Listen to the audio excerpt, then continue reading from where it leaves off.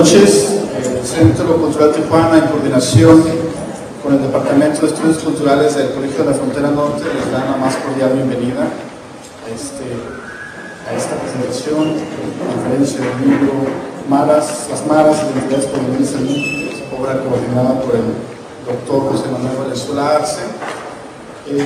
Con esta presentación iniciamos nuevamente un ciclo de conferencias, de actividades de difusión de las investigaciones de los investigadores del Colegio de la Frontera Norte. Y bueno, para hablarnos más al respecto, tenemos con nosotros al doctor Guillermo Alonso Meneses, director del Departamento de Estudios Culturales. Mucho más, no voy a decir un minuto. Simplemente agradecerle al SECUL, a Conaculta, que vuelva otra vez a confiar en nosotros. Este ciclo se va a llevar a cabo, empieza el día de hoy, con el doctor José Manuel Valenzuela Arce, y vamos a llegar hasta noviembre. Si siguen viniendo a todas nuestras presentaciones y conferencias, les prometemos el ambigú y el vino, aunque también recomendamos el libro. No, es en serio, no se ríe. Va a haber ambigú. Sin más, insisto, darle las gracias a la licenciada Villavicencio, a Carlos, que es nuestro contacto aquí en el CECUL. Insisto, el colegio quiere traer este tipo de presentaciones al centro de Tijuana porque, perdidos como estamos allí en la carretera Tijuana-Ensenada, el público joven como ustedes no suele irnos a escuchar, ¿no? Sí nos gustaría que el boca a boca, el face to face, que hagan publicidad, si les gusta, vuelvan a repetir, y si no, pues bueno, la culpa es mía, ¿no? Y sin más, le damos la palabra al doctor José Manuel Valenzuela Arce, investigador del Colegio de la Frontera Norte. Entonces vamos a dar una reseña biográfica del doctor Valenzuela. Él es doctor en Ciencias Sociales con especialidad de Sociología por el Colegio de México. Es profesor investigador del Departamento de Estudios Culturales del Colegio de la Frontera Norte desde agosto del 82 a la fecha, miembro del Sistema Nacional de Investigadores 3 de CONACYT. Sus investigaciones han abordado temas relacionados con cultura e identidad, fronteras culturales, movimientos sociales, culturas juveniles, sociología urbana y cultura popular. Además, fue investigador del Colegio de la Frontera Norte y del Departamento de Estudios Culturales, del cual fue director de 1990 a 1993 y del 99 al 2003. Fue director de la Unidad Regional de Culturas Populares, que entonces incluye Baja California Sur, Sonora, Chihuahua, Coahuila, Tamaulipas, Nuevo León y Durango, del 93 al 94, y fundador de la Unidad de Tijuana del 93-94. Además fue director de la revista Frontera Norte, que publica CODEF. Esto fue del 95 a 1998. Sus trabajos han sido publicados en español, inglés, portugués, italiano, catalán, alemán y francés. Sus obras se han presentado y él se ha presentado en México, Venezuela, Colombia, Chile, Brasil, Bolivia, Guatemala, Panamá, Argentina y Perú, Cuba y bueno, en nuestro continente, y en Europa, en Alemania, Italia, España y en Indonesia y Chile. Ha publicado 28 libros, 14 como autor único, 14 como coordinador.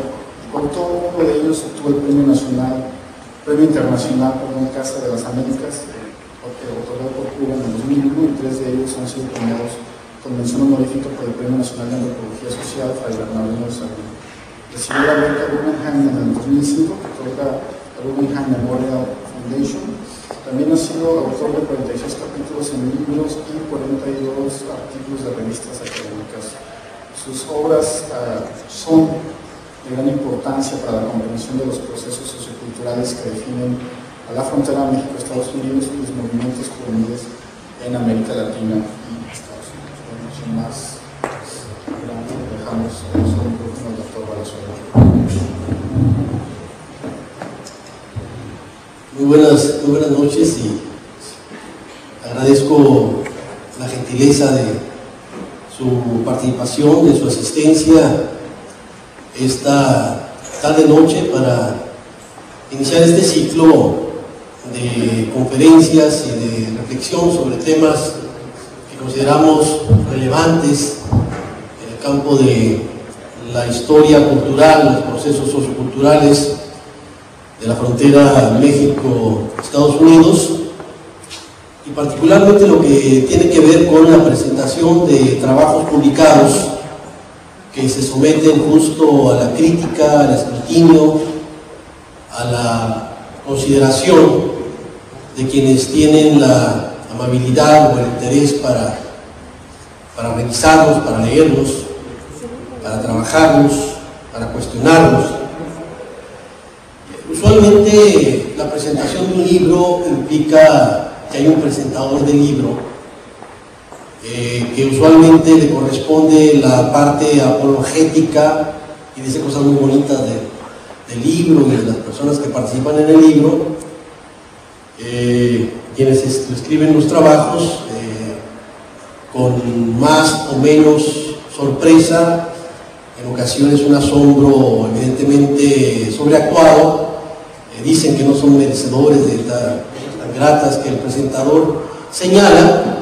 En este caso, como no tenemos un presentador, eso nos coloca en una situación donde tendría que de alguna manera presentar lo que considero las virtudes, pero al mismo tiempo las deficiencias o el camino por andar.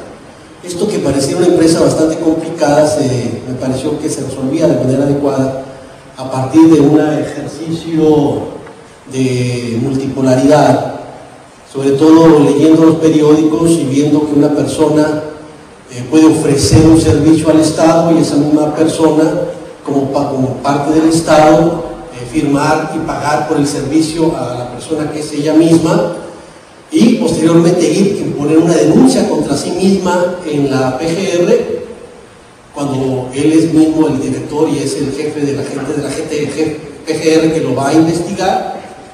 Entonces digo, si hay una persona como Juan Camilo Murillo que puede representar todos esos papeles, yo podría perfectamente entonces asumir esta doble dimensión de hacer la presentación del libro, hacer la crítica al libro y posteriormente señalar que las críticas que hice en realidad no son tan importantes, son relevantes, son periféricas y que el libro es espléndido. Entonces, empezaré diciendo que las maras y entidades juveniles al límite es un trabajo colectivo. Es un trabajo que surge de una preocupación común, una preocupación compartida de varias personas que de alguna manera hemos participado en lo que son la definición de un campo de estudio sobre la juventud en México. En la parte de coordinación me acompañaron Alfredo Nateras de la Universidad Autónoma Metropolitana, al igual que Rosana Reguillo de ITESO Guadalajara.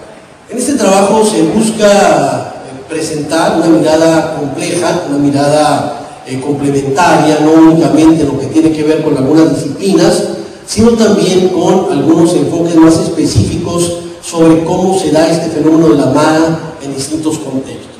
Es por ello que tenemos trabajos diferenciados, una introducción que yo realizo que se llama 100 años de soledad. Explicaré esto sobre todo pensando que la MARA abreva en el repertorio simbólico de una tradición que yo he definido como Pachoma, que viene en Pachuco, Cholo, Mara, y que gran parte del repertorio de símbolos de la MARA proviene de esa tradición que inicia a finales de los años 30 con el movimiento de los pachucos en la frontera México-Estados Unidos, sobre todo el segundo barrio del Paso, Texas, y la Chaveñita en Ciudad Juárez, Chihuahua. Y por otro lado, una introducción, un primer capítulo que se llama La MARA es mi familia, que yo también escribo, donde trato de poner algunos ejes para la discusión, que son los que presentaré después de colocar quiénes son quienes participan en este trabajo. En el libro participa James Diego Vigil, uno de los pioneros en el estudio de pandillas, de gangs. Él en 1988 publicó un libro que fue bastante importante, que se llamó Chicano Gangs, un estudio sobre las pandillas en Los Ángeles, y él coloca esa mirada de cómo se ve la MARA desde este contexto de Los Ángeles. Hay un trabajo de Rosana Martel sobre las maras salvadoreñas, ella es de El Salvador, y lo que ubica es básicamente un análisis de contenido sobre los medios masivos y la imagen desde la cual se ha construido esta representación de la mara salvatrucha.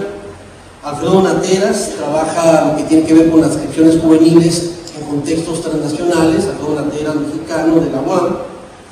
Martín Iñiguez habla de las maras como un fenómeno sobredimensionado. Él formaba parte del Instituto Nacional de Migración y conocía muy bien todo este contexto de frontera sur y cómo se desarrollaba el fenómeno de las maras, sobre todo en el área de Tapachula y en los contextos del sur mexicano.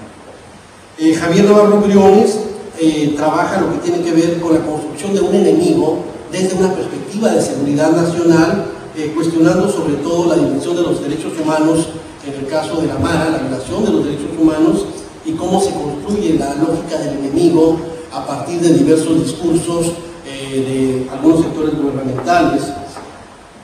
Carles Feixas, catalán, y un grupo de investigadores de España, trabajan el fenómeno de los Latino Kings, las Latino Queens y los nietas, que es una forma de recreación de este fenómeno de la pandilla, sobre todo a partir de jóvenes ecuatorianos que han tenido una peculiar presencia en España y que a pesar de que solo existen 5 casos de asesinato que de alguna manera involucre a jóvenes de pandillas en España, la dimensión que se le ha dado en los contextos mediáticos ha sido realmente impresionante, donde se coloca mucho esta asociación entre Marero y Sudaca.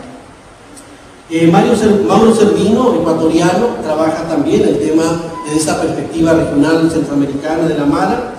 Carlos Mario Perea, colombiano, quien ha trabajado en esa línea que inició de alguna manera personajes como Alonso Salazar, quienes comenzaron trabajando en la perspectiva de los jóvenes sicarios en Colombia y todas las lógicas de la violencia asociadas a esta emergencia del sicariato, vinculado con las distintas lógicas de la violencia, incluidos los paramilitares, la guerrilla, el MLN, las FARC, lo que tiene que ver con la violencia del propio Estado, muy paramilitarizado, como hemos visto, de acuerdo con la información reciente, en relación con los vínculos del equipo de gobierno de Uribe con los paramilitares, los grupos de autodefensa y el propio narcotráfico. Alonso Salazar trabajó de manera temprana el libro No Nacimos pa' Semilla, donde ubica este mundo de los niños y jóvenes que se inician tempranamente en el ejercicio, en el oficio de matar. Posteriormente escribió La Cola del Lagarto, donde analiza el mundo cocalero. Posteriormente escribió La Violencia en Medellín. Escribió también La Parábola de Pablo, que es la biografía de Pablo Escobar Gaviria.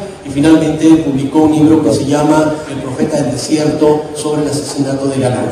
En esta perspectiva, Carlos Mario Perea también trabaja, al igual que otros jóvenes y otros investigadores no tan jóvenes en Colombia, incluido Jesús Martín Barbero, que se ha interesado también en este tema de manera más reciente, pero no pone ese tema de las pandillas colombianas como uno de los elementos importantes de lo que está ocurriendo con los jóvenes en América Latina.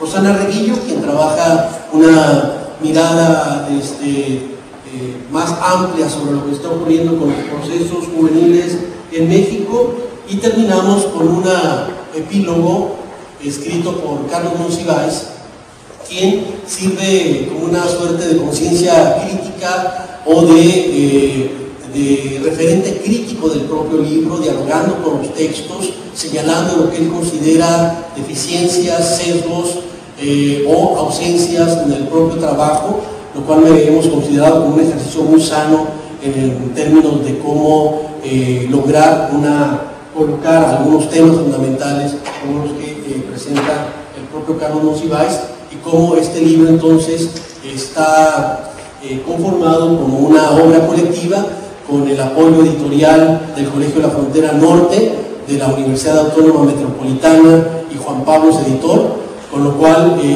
salimos pues con la preocupación de poner algunos de los elementos que nos preocupan mucho en relación con la manera a través de la cual se ha trabajado el tema de la mara salvatrucha, la visibilidad que se le dio en diversos contextos mediáticos y la forma a través de la cual se utilizó el propio fenómeno de la mara como una de las maneras a través de las cuales se impulsaron otro tipo de proyectos y propuestas que no necesariamente estaban construidas desde la preocupación sobre lo que ocurre o lo que está ocurriendo con los jóvenes en América Latina. En breve podemos señalar que la Mara Salvatrucha irrumpe en los escenarios mediáticos y en los discursos policiales y políticos hacia finales de los años 80, de manera más importante, y se construye el tema de la Mara a partir de varios elementos. Número uno, la Mara efectivamente parece tener una proclividad incontinente a la violencia y al homicidio. La Mara está conformada básicamente por lo que podría ser una suerte de escoria social de jóvenes que en algunas ocasiones han sido identificados como máquinas de matar, concepto con enormes problemas, porque ustedes piensan a jóvenes desde una lógica de máquinas de matar, la única solución es exterminio. Si colocamos este tema desde una perspectiva distinta, veremos que el problema tiene otras dimensiones. Posteriormente se pensó a la Mara y se le señaló como una amenaza para la seguridad nacional en Estados Unidos, en México, en diversos contextos centroamericanos. Se nos inventó una historia a partir del Flaco Stroner, un exguerrillero salvadoreño quien sería el iniciador del fenómeno de la Mara Salvatrucha, y comenzaron a circular diversos eventos, diversos elementos a través de los cuales se colocaba el rostro del miedo en una situación donde cualquier ciudadano podría ser presa de la vulnerabilidad construida por el entorno marero. Y entonces a nivel de internet se empezaron a circular cosas que decían que si ustedes deambulaban por la vía rápida, cambien el contexto a la ciudad que ustedes quieran. Esto circuló en muchos países y en muchas ciudades, y se encontraban un carro que viniera en sentido contrario con las luces apagadas. Si ustedes se hacían el cambio de luces, aguas, porque ese era un rito iniciático de la Mara y los iban a perseguir hasta asesinarlos, porque esa era la forma a través de las cuales ellos entraban a la Mara. No sé si a alguno de ustedes le tocó observar alguno de estos correos electrónicos. Entonces, frente a esto, pensábamos que cada vez más la Mara cobraba una relevancia inusitada, y esto se acentuó de manera fundamental a partir del ataque a las Torres Gemelas en septiembre 11, cuando, y sobre todo a partir de la caída del muro de Berlín, con lo cual esta frontera dejó de ser un tema que estuviera colocado como parte de un mercado internacional de trabajo. Con la caída del muro de Berlín se nos presentó la amenaza construida desde la frontera, donde los migrantes serían los causantes de enfermedades, de desempleo, de la pobreza del otro lado, y también del narcotráfico. Posteriormente, septiembre 11, el terrorismo se añadió a este listado de elementos amenazantes incorporados al fenómeno migratorio. No obstante, los migrantes no lograron conformarse como ese sector que generara el miedo social, más allá de lo que fueron los discursos delirantes de algunos grupos de orden supremacista como White Power, los Skinheads, Wake Up Washington, Light Up the Border, American Rescue, American Border Patrol, los Minutemen y otros grupos al estilo de lo que fue estos jovencitos de Metal Militia y demás.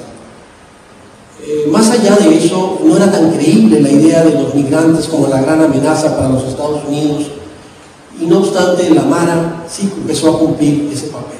La Mara era el enemigo cómodo y a modo para representar ese papel de infundidor de temor que la sociedad, que algunas sociedades necesitaban, y entonces bajo esa lógica comenzó a desarrollarse de manera mucho más clara el fenómeno de la Mara Salvatrucha. ¿Quiénes son las Maras Salvatrucha?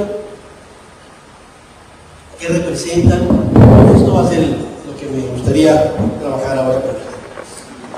La Mara Salvatrucha corresponde, decía, a un fenómeno que yo defino como fenómeno Pachoma, que este es, en gran parte de sus repertorios de símbolos provienen de los pachucos, cholos, posteriormente son recuperados por la Mara. A finales de los años 30, en los contextos de la frontera México-Estados Unidos, irrumpe de manera abrupta lo que fue el fenómeno del pachuco, este pachuco fronterizo que recupera el swing, que recupera el boogie, que recupera el mambo, y que va construyendo diversas rutinas urbanas como una marca fundamental de varios aspectos. Uno, la marca sociodemográfica, ese crecimiento del baby boom que se dio en los periodos de entreguerra, que generó el crecimiento importante de jóvenes que se convirtieron en una parte importante de los actores de los nuevos escenarios urbanos transfronterizos. Bajo esta lógica, el Pachuco empezó a ser caracterizado por varios elementos que le distinguían. El primero, el atuendo, el traje payo, el sud, este traje que Octavio Paz nos decía, un traje infuncional que no sirve para nada, los hombros anchos, los pantalones bombachos, apretados por los tobillos, los pantalones sumamente altos. Octavio Paz no entendía que este traje era sumamente funcional para el baile, para la rutina de los propios pachucos, y no en balde después se convertirá en un elemento de orden escenográfico en muchas coreografías de danza por la comodidad que tenía para el ejercicio del propio baile. Al pachuco también lo empezó a caracterizar la incorporación del tatuaje como elemento distintivo. La dimensión del cuerpo significado va a adquirir gran relevancia a partir de la figura del pachuco, un pachuco que se lo va a apropiar de la propia tradición de lo que fue la incorporación de los jóvenes mexicanos que ingresaron en la Primera Guerra Mundial. Muchos de ellos, los chucos veteranos, incorporaron esta tradición que venía de la tradición de la Marina, de apropiarse, de significar el cuerpo, de tatuarse el propio cuerpo, y que no es inventado hacia 1760 por allá. Se habla del origen de esta tradición en la Marina de los Estados Unidos a partir de un capitán que viajaba por el Caribe, que observó algunos indios con estos tatuajes que se utilizaban. En realidad el tatuaje es una marca prehispánica, es una marca que utilizan muchos grupos nativos a través de rodillos que tienen un relieve, con lo cual con diversas plantas obtienen colores y significan el cuerpo para la guerra, cuerpo para la ceremonia, cuerpo para distintos eventos en los cuales participan. Este elemento pasa vía la Marina y llega a través del pachuco, a través de los chucos veteranos, a incorporarse como una marca distintiva en el pachuco. La figura de la jefita, de la figura de la jaina, la figura, el nombre del barrio, van a ser elementos que van a incorporarse en ese cuerpo significado. El tatuaje se hacía con cenizas de cigarro diluidas en agua que ellos incrustaban en la piel. Después descubrieron que podían derretir los cepillos dentales y obtener color. Después descubrieron que pueden elaborar la tatuadora eléctrica con el motor de un carrito eléctrico, una pluma Bic sin repuesto, una cuerda de guitarra, una aguja y un transformador de corriente. Ya tienen la famosa tatuadora que se sigue utilizando en muchas partes. El pachuco incorporó también una marca territorial, el control del barrio, el control del territorio como elemento de poder colectivo, de poder a través del cual se manifestaba esta figura del propio pachuco. El pachuco incorporó en su expresión la dimensión de un slang de frontera. El pachuco no inventa ese slang. El slang fronterizo se empieza a dar prácticamente a partir de la firma de los tratados de Guadalupe Hidalgo, 2 de febrero de 1848, 120,000 mexicanos quedan del lado estadounidense, no hablan inglés, tienen que empezar a apropiarse ese discurso que es el nuevo discurso del poder, que es el nuevo discurso que controla la institucionalidad, que es el nuevo discurso que regula las relaciones entre anglos y mexicanos. Los mexicanos empiezan a apropiarse del lenguaje y el track se convierte en traque y el market se convierte en marqueta, y hay una apropiación lingüística que asusta de manera muy fuerte a diversos personajes del centro del país. Las crónicas de viaje que realizan Manuel Paino, José María Iglesias, Guillermo Prieto, Martín Luis Guzmán, el propio José Vasconcelos y muchos otros, hablan de este excesivo pintoresquismo del lenguaje de la gente fronteriza y de los mexicanos que quedaron del otro lado, un lenguaje que se siguió transformando y que ya en 1924 Daniel Venegas publica lo que serían Las aventuras de Don Chipote o Cuando los pericos mamen, novela picaresca, donde ya se habla del jale, el camello, el cantón, el chante, la jaria para el hambre, y ya empieza a registrarse un slang de la frontera.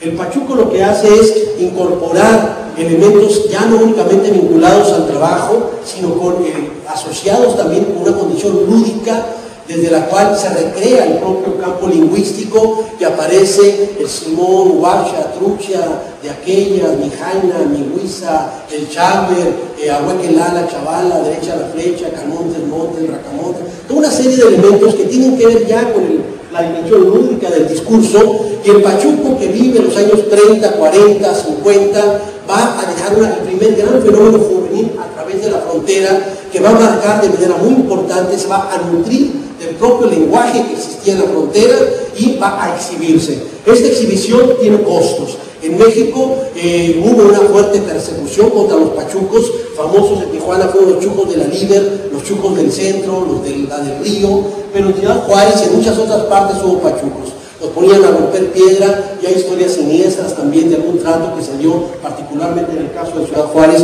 a muchos de esos pachucos. Aparece otra dimensión, sobre todo a partir de una ocasión en que el grupo de actores de Miller recorría territorios de Chihuahua, y de repente uno de los cómicos les falla, se enferma, entonces necesitan un patino, alguien que acompañe a otro cómico para que funcionen los chistes. Y en eso están cuando les dicen, bueno, aquí en Ciudad Juárez hay uno que es muy bueno, es muy ocurrente, es muy bueno en el discurso, trabaja con el nombre de Topillo Tapas, y él puede a lo mejor apoyarnos en este recorrido. Bueno, se llevan a Topillo Tapas, que posteriormente transformó su apodo por el de Tintán, y adquiriría esta connotación del pachuco mediático, un pachuco que efectivamente tenía una enorme capacidad para la recreación lingüística. Tintán lo hacía de manera extraordinaria. No obstante, en unas entrevistas que hicimos a uno de los últimos pachucos de Ciudad Juárez, Michael Tirilo, le decía efectivamente es que Tintán era un pachuco cómico, era un pachuco galán, era un pachuco simpático, era un pachuco bailador. Dice, pero los pachucos no éramos famosos. Y en el barrio las cosas pasaban de otra manera. Entonces vemos dos dimensiones. ¿Qué es lo otro que pasaba? Una profunda persecución por la dimensión de clase, mientras que del lado estadounidense ocurrían elementos que tenían una fuerte significancia. Octavio Paz, en El laberinto de la soledad, nos dice que el pachuco no era otra cosa sino un clown siniestro, un payaso que no quiso integrarse a la cultura de los Estados Unidos. Octavio Paz vio magnificada la figura del payaso, del pachuco, pero Octavio Paz no vio otras cosas. Octavio Paz no vio que en los años 50, cuando él escribe El laberinto de la soledad, en Estados Unidos había letreros que decía prohibida la entrada a perros, a negros y a mexicanos. Octavio Paz no vio que los mexicanos y los afros tenían que levantarse del camión cuando subieron a Anglosajón para darle lugar, y que Rosa Parker fue la primera que se niega a darle el asiento a un hombre anglosajón.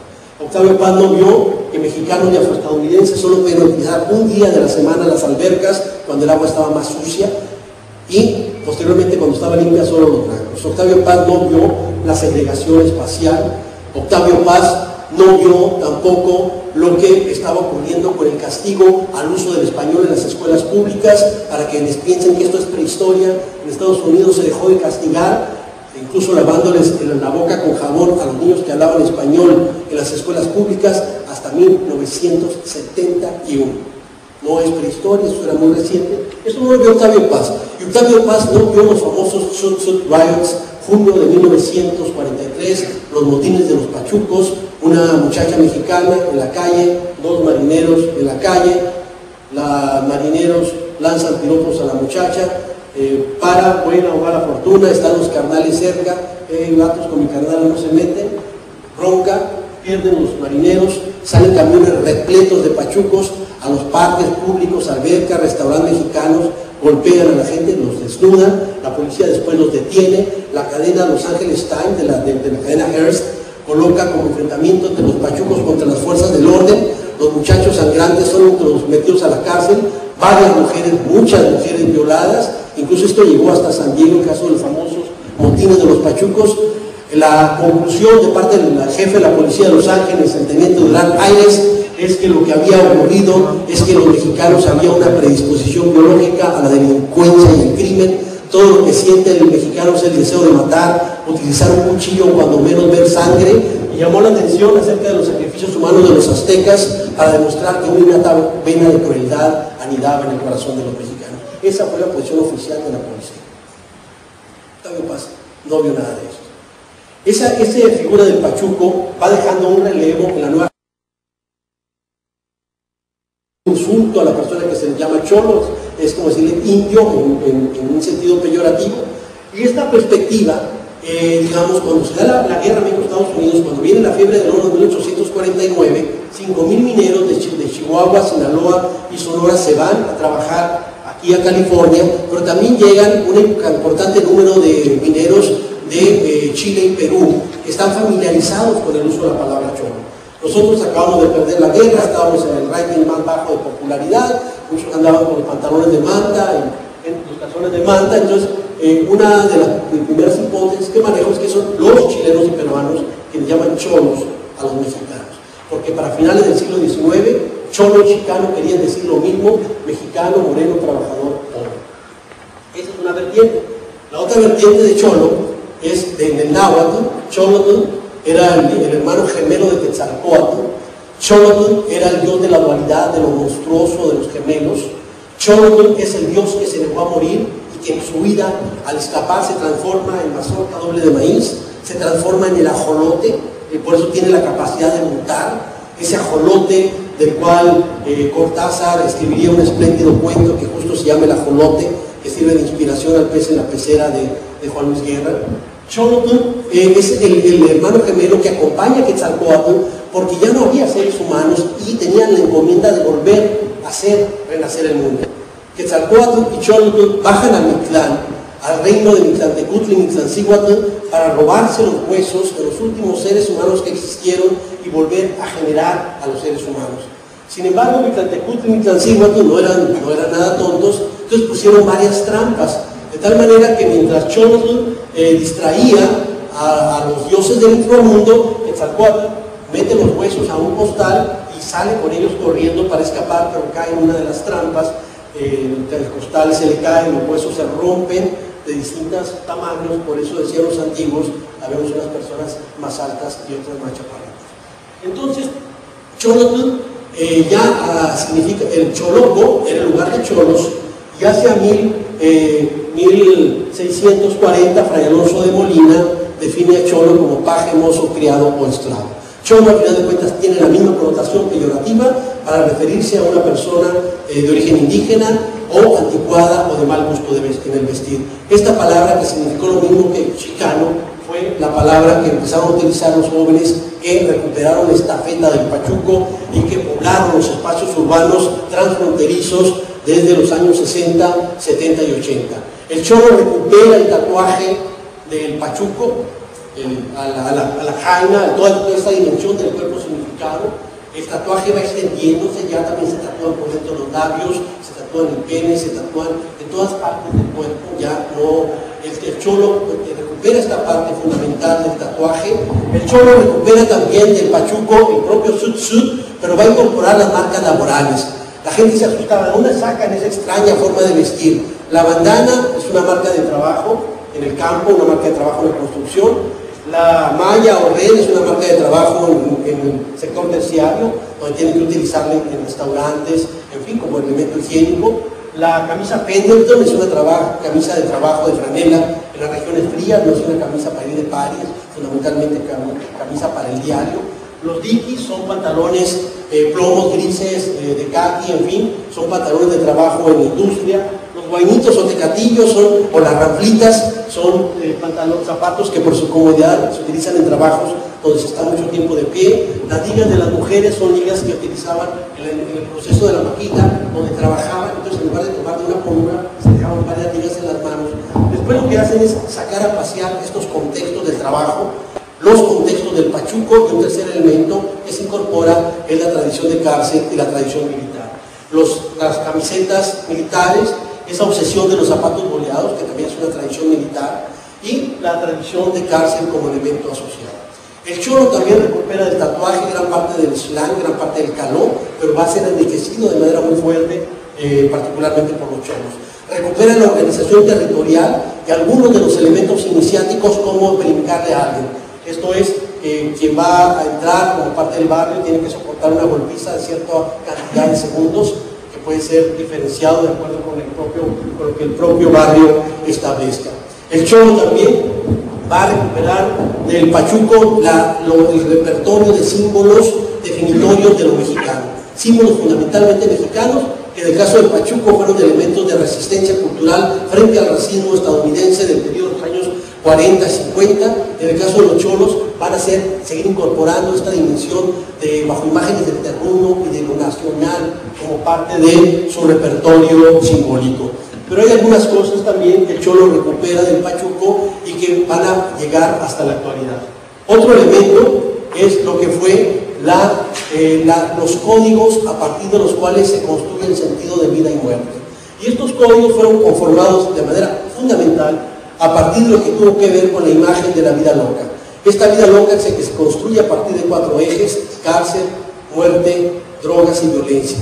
Una vida loca que efectivamente tuvo sus canales de expresión dentro del pachuquismo, pero que fue recuperado de manera muy clara por el propio cholo a través de varios elementos. La gestualidad, por supuesto, también, barrio Lupita, el barrio Guimas, cada barrio lanza el fracaso de su propio barrio.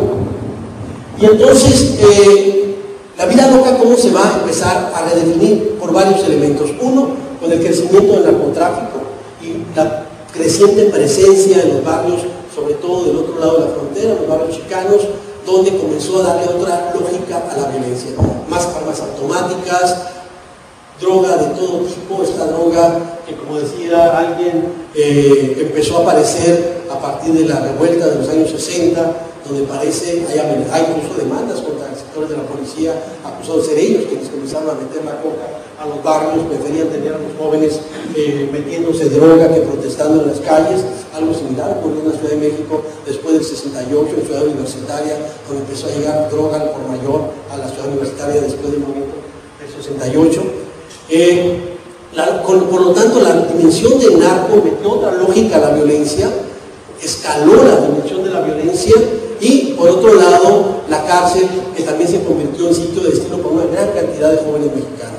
Antes de cumplir los 20 años, más del 60% de los jóvenes chicanos y mexicanos en Estados Unidos habrá sido ya cargo de cárcel. Este es el dato duro, pero por otro lado se incorporan estos códigos vida-muerte que yo señalaba, y ahí yo tengo una apuesta de que esto ocurre justamente a partir de la influencia italiana, lo que fue la influencia de la mafia italiana, hacia los años del 19 a 33, cuando operó la ley Monster, la famosa ley seca. En Estados Unidos el control de las cárceles lo tenía la mafia italiana. En la disputa por esas cárceles, los chicanos y afroestadounidenses comenzaron a incorporar diversos códigos: me traicionas, te mato, ¿no? Te sales del barrio, te cuestiono, te persigo y eventualmente puedes morir. Esto después se trasladó a los contextos de los barrios, y esto es lo que le dio el perfil que todavía observamos en distintos barrios a la dimensión de la vida loca como elemento asociado a las rutinas de los barrios cholos en distintos contextos y en distintas partes. Otro elemento incorporado fue el mural, el uso de los placazos. Placar, que era una manera de significar el control territorial. El placazo con el número 13, número cabalístico en diversas culturas, de buena o mala suerte. También el 13, la 13ª letra del abecedario, la M de marihuana, M de vida loca, M de México, M de mexicano, que también fue un elemento de orden nacionalista.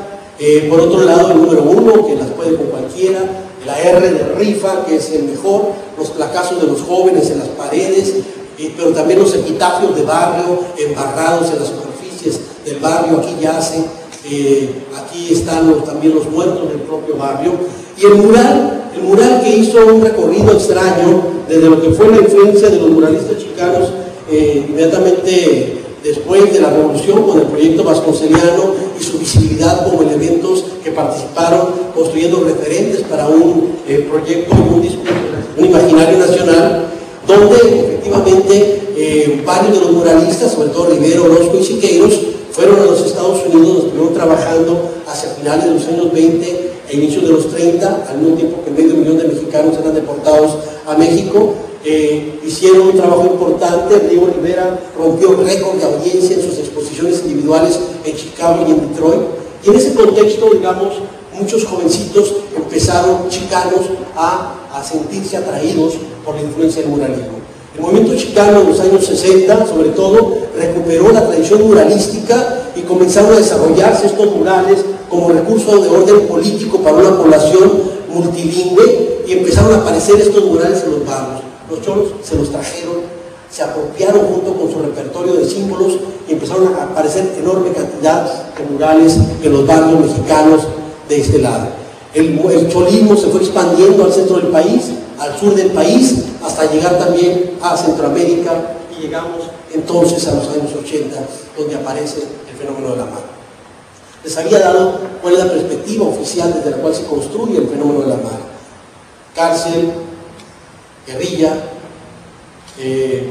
terrorismo, amenaza a la seguridad nacional. Yo creo que estos son elementos magnificados. En realidad podemos tener otra ruta para entender a la mara. Década de los años 80, conflictos civiles en Centroamérica, políticas de tierra arrasada en Guatemala, desplazamiento de personas, 100 millones de huérfanos de guerra, y todo esto con un proceso de desplazamiento hacia los Estados Unidos. Muchos de estos jóvenes llegaron aquí a Los Ángeles, donde había estado el barrio Clantón 14, posteriormente Clantón 18, posteriormente el barrio 18, que ya les va a sonar muy cercano en esta discusión con la mara. Dentro del barrio 18 actuaban donde estaba la escuela Belmont de Los Ángeles, y es ahí donde muchos de estos niños y jóvenes que llegan a Los Ángeles empiezan a socializarse en los códigos del barrio y en los códigos del gang. La mara recupera, no inventa, como dicen algunos, es que estos jóvenes que recién empiezan a inventar una serie de palabras como trucha. La trucha que desde los años 30 se utiliza como parte coloquial en el discurso de frontera, o guacha, etcétera, etcétera. Lo que ellos hacen es apropiarse de gran parte de esos códigos de socialización informal que se están presentando en los barrios mexicanos y chicanos en este contexto en los años 80. Ahí los salvadoreños, de hecho, se incorporan al barrio 18. Por cierto que cuando yo trabajo en Los Ángeles, al inicio de los años 90, una parte importante del barrio 18 eran muchachos cholos de aquí de la ciudad de Tijuana. Entonces, posteriormente, con la llegada de los centroamericanos y el desplazamiento espacial, fueron entrando más centroamericanos a esta área del barrio 18. Entonces, el barrio 18 incorporaba a muchos de estos jóvenes centroamericanos, pero empezaron a surgir, digamos, diferencias a partir de intereses, por ejemplo, en distribución de droga, o en algunos janes como micas para cruzar la frontera o cruzar a las propias personas. Esto es la base objetiva desde la cual se empieza una división entre un grupo proveniente de El Salvador y lo que era el barrio 18 como barrio cholo de Los Ángeles, que incorporaba gente de distintas nacionalidades. Algunos de ellos no venían de la tradición de barrio, y tan no venían de la tradición de barrio que, como ustedes ven, este símbolo de la mara, esto viene del heavy metal, esto no viene de la tradición de los homies, no de la tradición del barrio.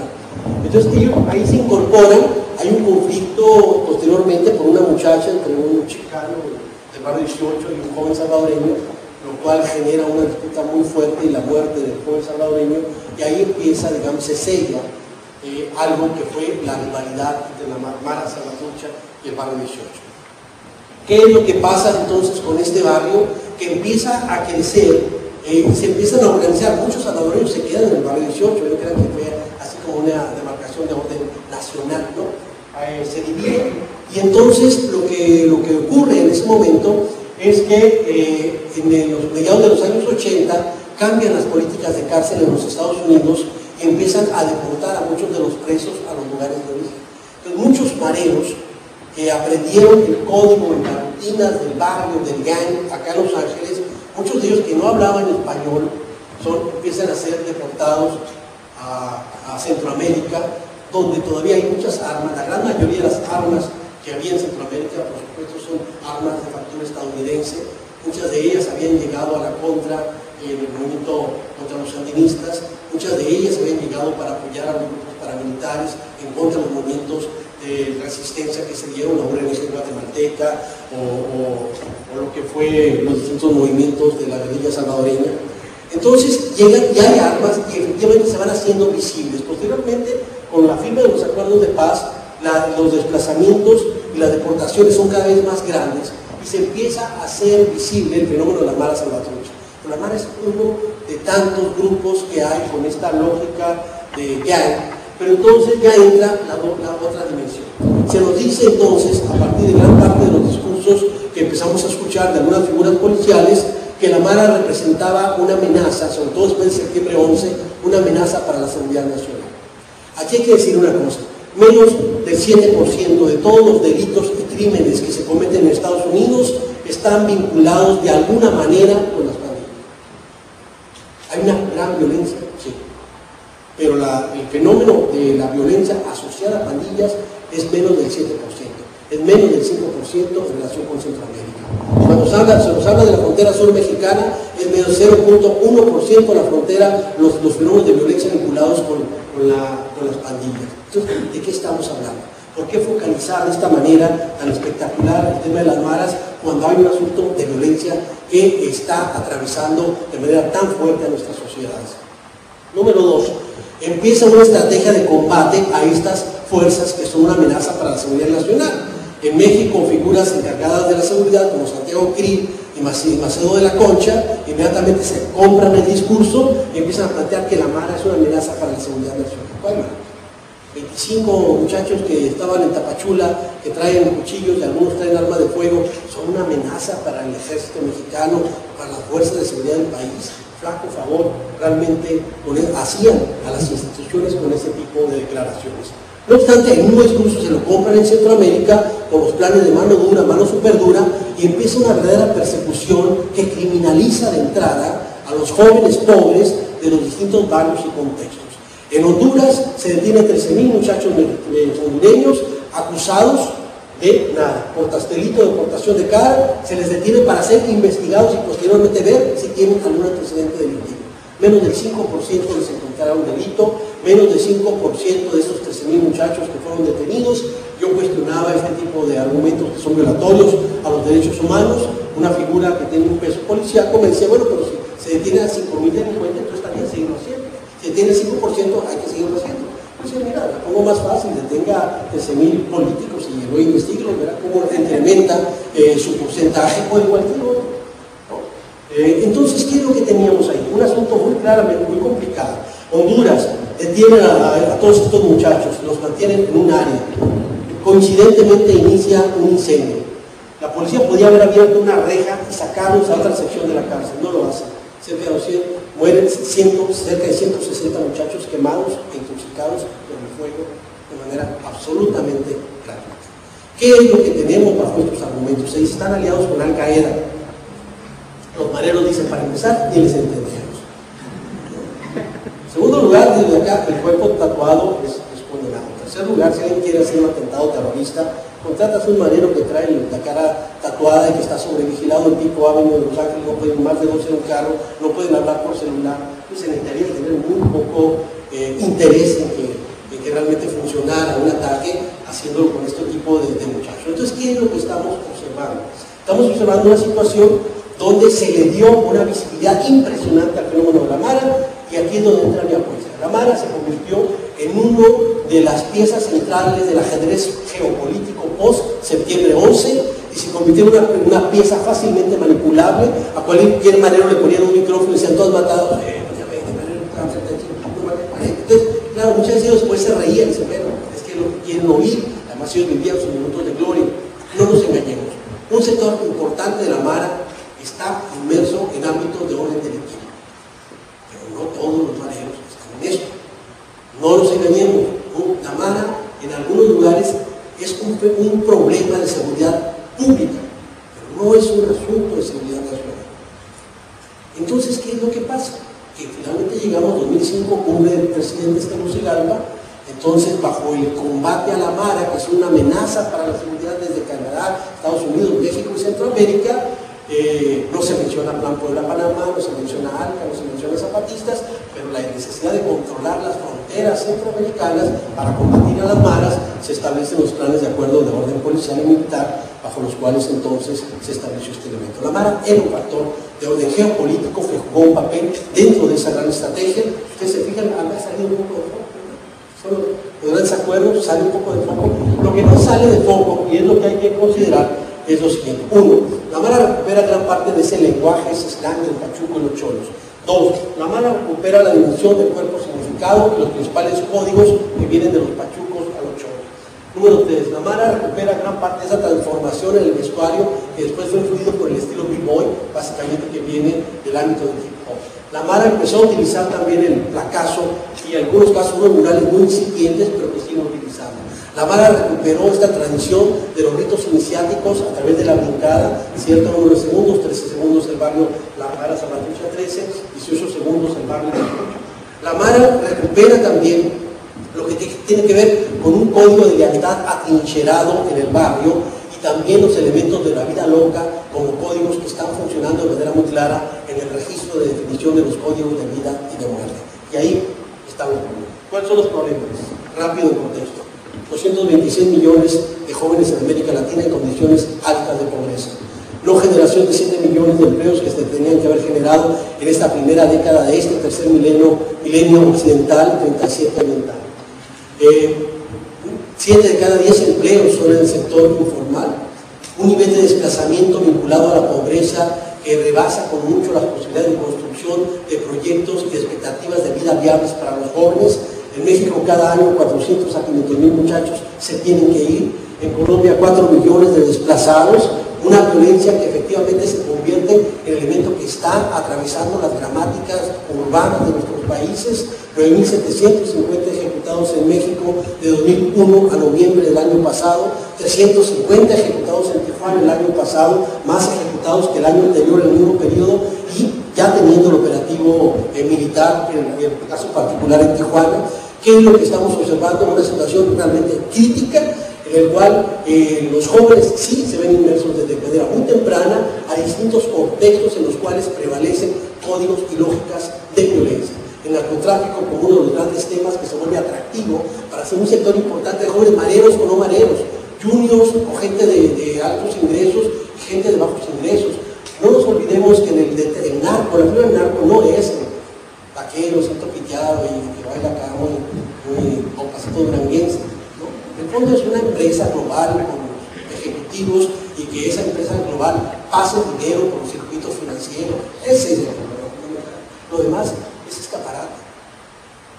Pero ese escaparate también es muy doloroso en la conformación de las expectativas de vida de los muchachos. Entonces tenemos eso como el gran escenario en el cual, por ejemplo, se puede decir, no es que si las maras entraron a tal grupo de narcotráfico, sí hay maras que han entrado, pero el fenómeno de la mara en sí misma lo que está indicando es una tradición de la construcción de códigos de sentido por parte de los jóvenes de los sectores y los barrios populares, a través de los cuales efectivamente la violencia tiene un papel importante, el agotamiento de las expectativas de construir un proyecto de vida viable tiene un papel importante, la dimensión de la cárcel como elemento y como horizonte cercano, disponible, palpable para los jóvenes tiene un papel importante. La dimensión del consumo de drogas que ha venido creciendo en nuestros países latinoamericanos, ya no solo como campo de producción, pero no solo eso, y se engaña quien piensa que poniendo que un soldado en cada cocina de Dios, porque cada vez más la producción de drogas sintéticas permite que los muchachos hagan la droga en la cocina de su casa. La solución no es meter soldados a cada casa de los mexicanos, tenemos que pensar en otras estrategias de orden educativo, de seguridad social, de seguridad pública, de otro tipo de formas de atención y obviamente de generación de esos proyectos que no se están construyendo. Si no tenemos eso, vamos a poder seguir en un debate medio amorfo y medio extraño. No, los narcos están contra los gruperos. ¿Será cierto? Sí han muerto 5, ¿no? Mataron el primero en 1992, Chalino Sánchez. Está el caso del Vale, ¿no? El Gallo de Oro, el Elizalde. Está Zaida, está Sergio Gómez, y está uno de Michoacán, que no me acuerdo el nombre de él, pero está en un grupo claramente vinculados a esta zona. Yo les digo, no es que estén contra los bloqueos. Si ustedes hacen una revisión de estos números que yo les acabo de dar, pueden encontrar médicos, maestros, de todas las disciplinas. Hay un asunto muy claro de una presencia social que permea el régimen social, a todos los niveles, y en todos los sectores. Entonces, esos son los problemas fundamentales dentro de los cuales se construye este tipo de opciones, de expectativas de vida, de proyectos atrincherados, de identidades donde no tienen mucho que perder. Hace casi 3 años, en una discusión aquí en Los Ángeles, una mujer un poco ya desesperada, estamos dialogando con jóvenes, personas que habían estado en la Mara y otros que estaban en la Mara Salvatrucha. Entonces decía, pero ¿cómo? ¿Ustedes están dispuestos a arriesgar su libertad por 5 años, por robar $5,000? Sin pensar en ello. Hay un problema. Y hay un problema en esta construcción del sentido de las trayectorias de vida de los jóvenes. La Mara Salvatrucha efectivamente se volvió muy visible, fue muy manipulable. 20 de noviembre, hace 3 años, primera noticia de casi todos los noticiarios a nivel nacional, también muchos impresos lo dijeron, invasión de las maras en Tapachula, Chiapas. Se cerraron los comercios, todo. Jamás hubo manejo. Fue un conflicto de jóvenes de una preparatoria de Tapachula, nunca se discutió tampoco la noticia. Y sin embargo se generó una imagen un poco con esta lógica de efectos que después tienden a autorreproducirse, que está pasando algo importante, lo que se llama ahora con los maras estudiantes o los maras de imitación. Muchos otros muchachos, como por ejemplo los cholos, que después cuando venían las vacaciones, bajaban los muchachos de Los Ángeles o de acá de la frontera al centro del país, le dejaban la ropa al carnalito y al rato salían bien tumbadillos los primos, los sobrinitos, imitando el estilo de los muchachos que se fueron. Entonces, gran parte del fenómeno de la Mara sí está construido en una lógica donde la violencia, donde la muerte temprana, la muerte artera, donde la dimensión de la droga tiene un papel relevante. El asunto de la seguridad pública tiene un papel relevante que debe ser atendido como fenómeno social complejo que es, pero nunca, como se ha venido planteando, considerarlo simplemente como máquinas de guerra, que insisto, categorizar, etiquetar a los jóvenes como máquinas de guerra, es decir, la única lógica es exterminar. No, obedece a razones de orden social, sociológico, y es desde ahí donde se debe construir el tejido desde el cual estos jóvenes encuentren otro tipo de propuestas viables. Los jóvenes, por ejemplo, en Nicaragua o en El Salvador, ellos mismos planteaban una intermediación de parte de la iglesia o de parte de los sandinistas que iban a plantear el caso de Nicaragua. Ellos eran mediadores para calmar esto y ya acabar con la bronca. Cuando la iglesia respondió, los sandinistas respondieron cuando ellos estaban haciendo esa propuesta. Entonces, necesitamos otro tipo de salidas y lo que está ocurriendo es que efectivamente no solo es la Mara, lo que está ocurriendo es que estamos en un mundo donde están generándose nuevas formas de socialización informal que no son las que están pasando por la familia, que no son las que están pasando por la escuela, que no son las que están pasando por los ámbitos institucionales.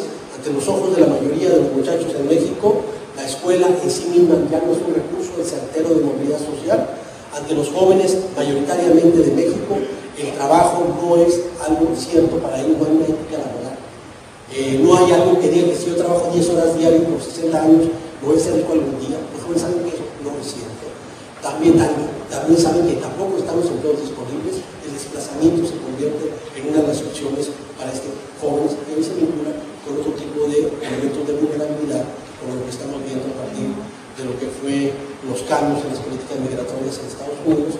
Y esto lo digo sobre todo porque lo que estamos viendo a partir de los 80 para acá, cada vez más esta frontera es la frontera de América Latina con Estados Unidos y la frontera de la vulnerabilidad y la evanescencia de los proyectos de vida de cientos de miles y de millones de jóvenes latinoamericanos que no tienen ese recurso de el cual construir una expectativa sólida, un proyecto viable.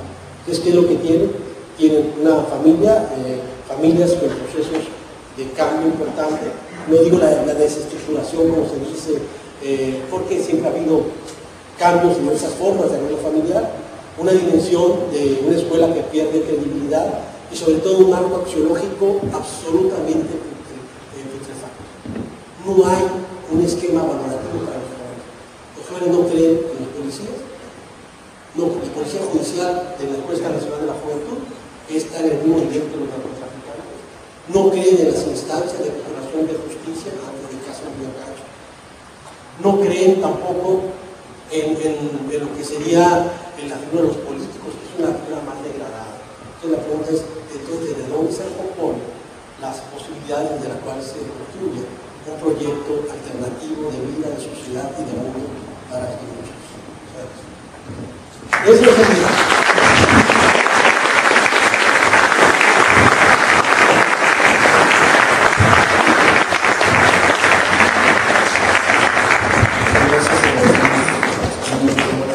abrimos un espacio para preguntas y comentarios.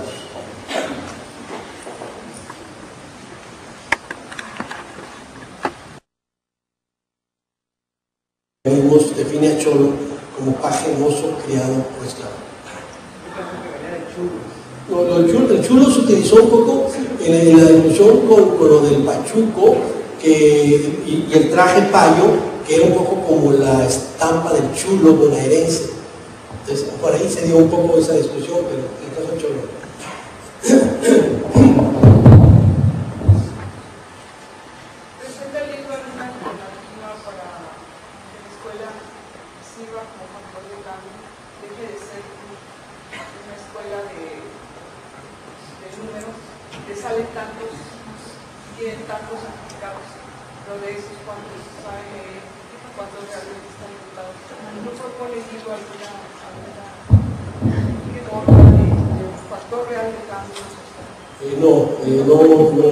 Ninguno de los trabajos entra con esta discusión, aunque lo que sí se hace es la parte, digamos, crítica, sobre todo en cómo se construye esta imagen de la mano, en el caso particular de Salvador, y cómo se construye como un elemento que sirve de insumo para el cambio de orden legal, sobre todo cuidando los derechos humanos de los jóvenes.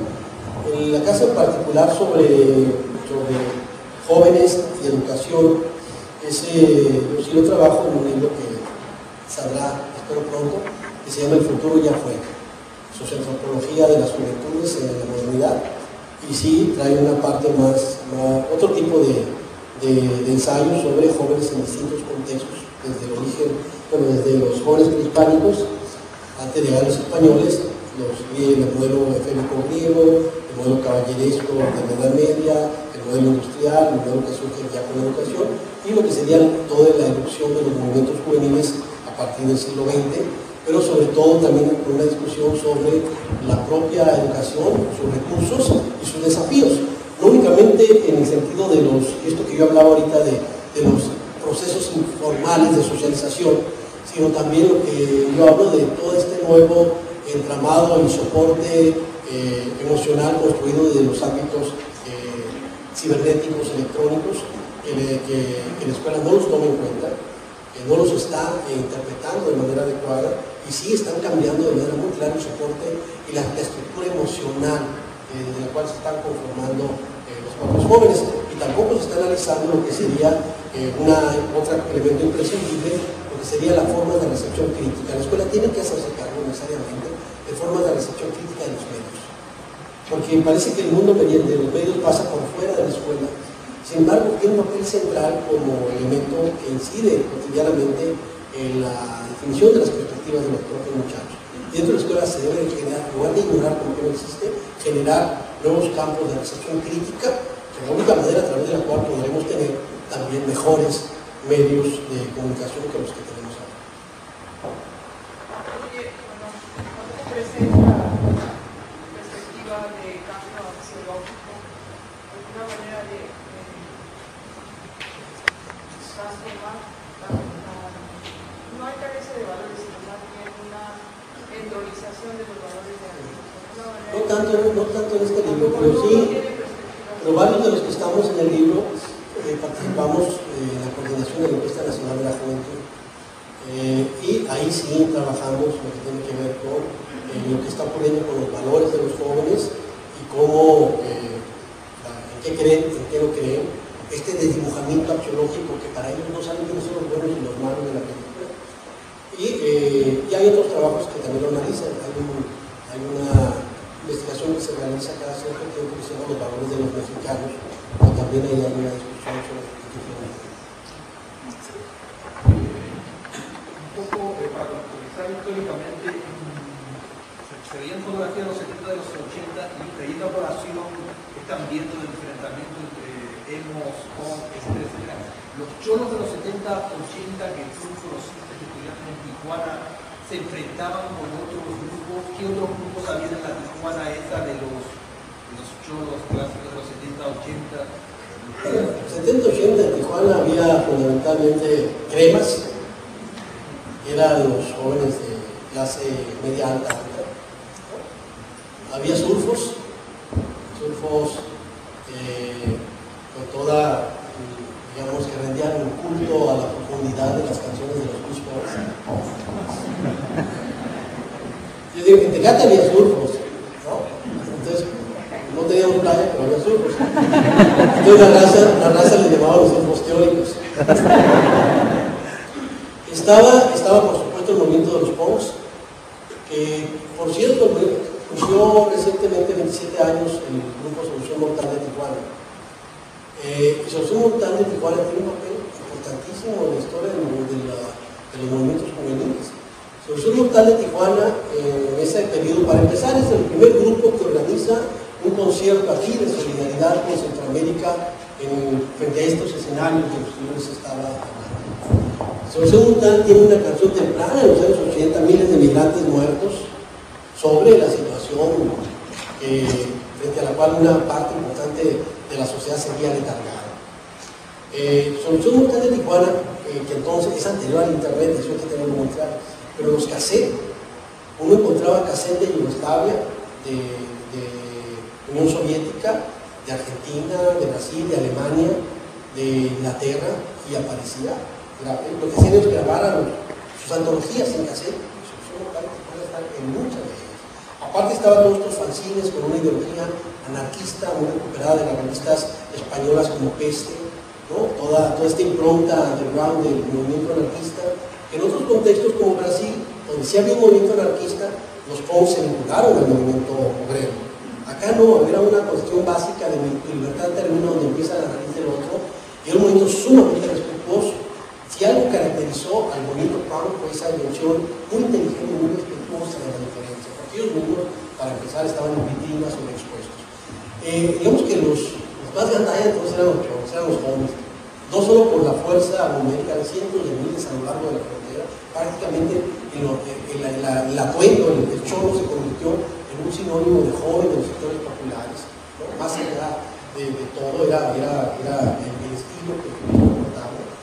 Y luego estaban, por supuesto, los rockers, diversas vertientes metaleras, estaba también algunos movimientos de los neurománticos. Empezaba a llegar de manera muy distorsionada lo que fue el movimiento hip hop, pero aquí llegó como si hubieran pasado por la criba de Jack el Destripador. O sea, entonces así vamos por partes, llegó por un lado el rap, por otro lado llegó el breakdance, por otro lado llegaron los taggers que empezaron a hacer sus grafitis en las paredes de la ciudad, y por otro lado, bueno, el estilo b-boy que parecía, pero no llegó como un elemento, con un movimiento integrado, como ocurrió en los inicios hacia 1972 en Nueva York. Entonces también estaban este tipo de movimientos, estaban los de los motociclistas que siguen presentes, los vagabundos y los de Mexicali, vagabundos y los solo ángeles, ¿no? De Mexicali y Tijuana, que había toda una cultura de la motocicleta que siguen estando ahí presente. Estaba el lowrider asociado al chorro, pero que no eran necesariamente lo mismo.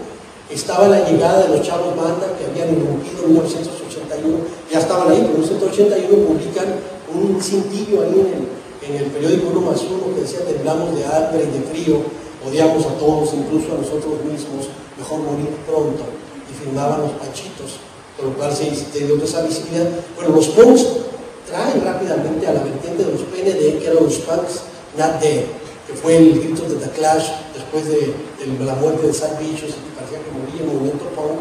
Y entonces ellos empezaron rápidamente, cuando aquí todavía estaban los pininos de este rollo de Mateo Chilango, había una clara apropiación de lo que era una comunicación muy fuerte entre los chavos banda de los PND y el movimiento punk. De hecho, el movimiento punk es el que lleva el tatuaje a los chavos banda del DF a través de una persona, que no voy a decir el nombre ahora, pero que justo es muy interesante porque había movimiento punk con todo y la maquinita, pero todos los códigos eran de cholos. Entonces empiezan a hacerse tatuajes de cholos, aunque ellos eran prácticamente gente del PND, gente del movimiento de los punks. Entonces era toda esa vertiente. Estaban todavía los tirilos o los chucos, que era parte de lo que quedaba de los pachucos y lo que fueron los rebeldes con causa y sin causa, que también fueron muy importantes. Quedaban todavía algunos resabios de ellos, algunas pequeñas personas que uno encontraba. Yo entrevisté todavía algunos acá en la ciudad de Tijuana, y no sé, sabe que se me escape. En el libro a la brava ese más o menos hacía un recuento de cuáles eran los que había durante ese momento. Empezaba ya el declive hacia finales de los 80 del movimiento punk, y luego empezaba ya a aparecer sus nuevas vertientes con el movimiento de los góticos, los cubros darks y demás, y un poco de ahí viene la propia vertiente que derivará en los eros. Y ahí nos quedamos.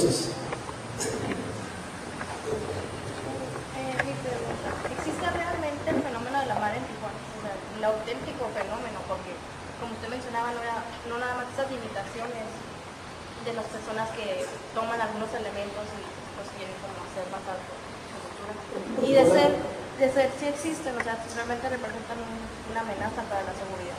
Pasan muchos gigantes por esta ciudad y pasan también muchos salvadoreños, muchos centroamericanos. Algunos de ellos han sido integrantes de los grupos, de las maras, pero no hay, digamos, asentado lo que puede ser un fenómeno de la mara aquí en Tijuana o en otras ciudades. Como si empezó a darse en otras partes más con la vertiente, por ejemplo, Chola, el Chola de Zamalcoyo, todo esto que fue más la Cholo Gangster también, muy cercano a lo que sería la próxima de la mara. Pero en varios momentos, como en Monterrey, en otros lugares, se ha dicho que la mara está presente. Pues claro, que ponen tatuados y ya automáticamente es la mara la que está ahí actuando, cuando no necesariamente son maras. Entonces, ¿qué es lo que está pasando? Ha crecido toda esta dimensión de la significación del cuerpo. En muchos casos hay jóvenes que sí se tatúan el cuerpo con los códigos del barrio, pero que no participan en la rutina del barrio. Hay otros que sí fueron del barrio, pero ya no están dentro de las rutinas del mismo, que se van casando, por diversos motivos, ¿no? Todavía hasta hace poco, por ejemplo, acá en Los Ángeles, los barrios, si alguien se salía, o alguien ya no quería ser del barrio, lo que tenía que hacer era irse lejos de la ciudad. Yo le decía a un muchacho, oye, pero si es tu gran compa de toda la vida, tú dices, arriesgaste la vida por él muchas veces, ¿por qué lo matarías si él dice que ya no quiere estar en el barrio porque quiere hacer otro tipo de vida? Entonces, no estoy de acuerdo, pero lo tengo que tratar. Esa era la lógica con la cual actuaban en muchos de los casos. Entonces, lo que hacía un muchacho, claro, me dice, si se va a vivir a otro lugar, pues no lo voy a ir a buscar, aunque sepa, no lo voy a ir a buscar para matarlo, pero si cae al barrio, lo tengo que matar, ¿no? Esas cosas que de repente parecen incomprensibles, o como por ejemplo lo que ha ocurrido, que ojo, porque esto los medios le dieron mucha fuerza, cuando lo digo, pues, es una excepción, pero ha ocurrido, casos de muchachas que para ser miembros del barrio han tenido que acostarse con un hombre enfermo de SIDA sin protección. Esto ha ocurrido, pero casi nunca ocurre, o sea, ha ocurrido, pero no es algo que podemos generalizar, ni siquiera ocurre con frecuencia. Yo sé de una vez que ocurrió, sin embargo, bajo esa una vez que ocurrió, si uno lo dice, eso se convierte en un delito, dice, no, ocurrió una vez. Entonces, por eso hablamos de identidad de límite. Muchas veces el riesgo que se corre por parte de los jóvenes en términos de políticas de seguridad, de salud. Las muchachas, por ejemplo, es muy común que tengan relaciones sin protección. El discurso que te dicen es un discurso, obviamente, que ellas tampoco creen, porque te dicen, no, es que uno sabe con quién se mete. Pero tienen toda la información, por ejemplo, en relación con el SIDA. Yo digo, bueno, pero ¿quiénes te gustan? Me gustan los vatos buenos, dice ella. Digo, bueno, los vatos buenos, ¿quiénes son los vatos buenos? No, pues los que ya estuvieron en la cárcel. Uno piensa que en la cárcel, como las actividades no son muy diversificadas, pues hay una dedicación muy fuerte al cultivo del cuerpo. Yo pensé, bueno, los vatos buenos son los que tienen el cuerpo trabajado. Dice, no, los vatos buenos son los que estuvieron en la cárcel, pero los que saben de la vida. ¿Qué quiere decir eso? ¿Por qué es importante eso? Porque en un contexto de mucha rivalidad, las mujeres también hablan el que sabe defenderse, el que sabe de la calle, es una garantía para él, es el vato bueno. Es un contexto distinto al que estamos hablando. Y entonces también, efectivamente, quienes salen embarazadas casi siempre quieren tener las cosas.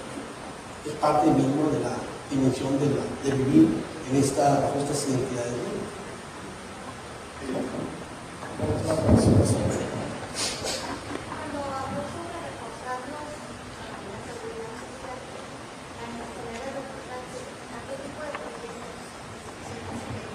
La seguridad social.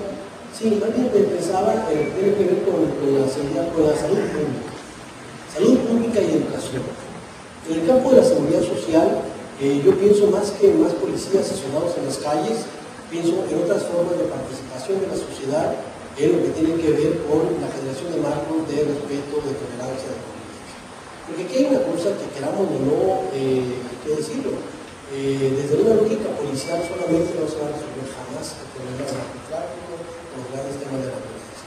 Ustedes revisen los periódicos, no están muy alcanzadas, pero revisen los periódicos. Hay bandas de robo de carros, hay policías de defensa.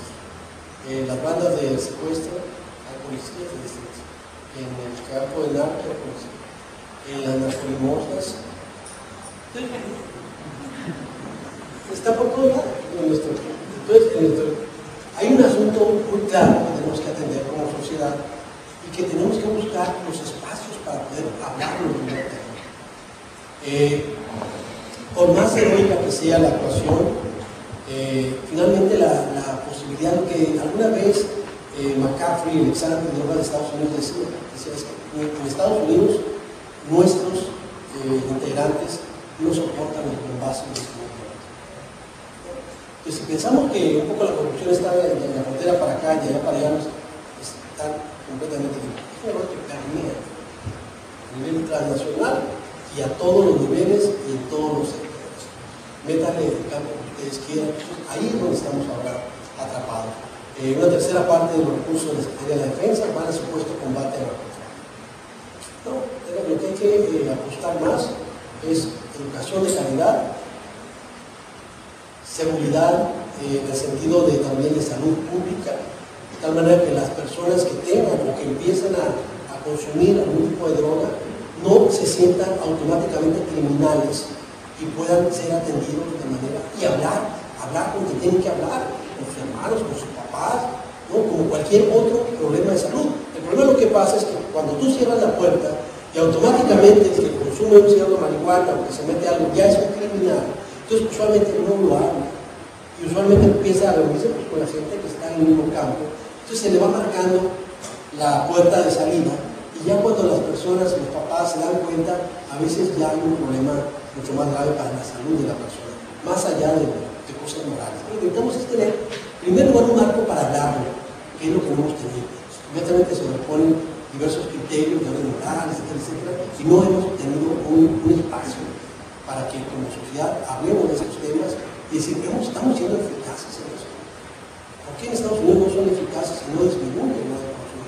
¿Por qué a pesar de que están la policía, los militares en las calles, la droga sigue llegando a donde tiene que llegar? ¿Ha cambiado el plan Colombia en el caso colombiano o hay un rezago de muerte innecesaria, impresionante, bajo toda esta lógica que ahí se observa? En el caso mexicano, no está poniendo los primeros cerrados, no es el tema hoy, pero por ahí lo veo. Contamos con la presencia de la licenciada Teresa Álvarez, directora del Centro de Cultura de Tijuana, y le solicitamos que venga a hacer entrega de la constancia.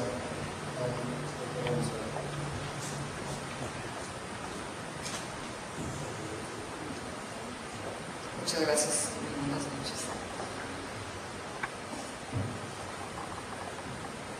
El doctor Valenzuela ha sido un participante constante en estos ciclos de conferencias y queremos agradecer el día de hoy su presencia, siempre con temas tan vigentes que tanto nos ponen a pensar, sobre todo por los acontecimientos y por todo lo que en nuestra sociedad vivimos de una manera muy cotidiana. De alguna manera es también como un espejo que nos funciona y que nos permite mirarnos y que nos permite también seguir pues, repensando y pensando el entorno en el que vivimos. Muchísimas gracias. Y a nombre de este Centro Cultural hacemos entrega de esta constancia con una fecha de hoy por la presentación de su libro Las malas identidades juveniles al límite.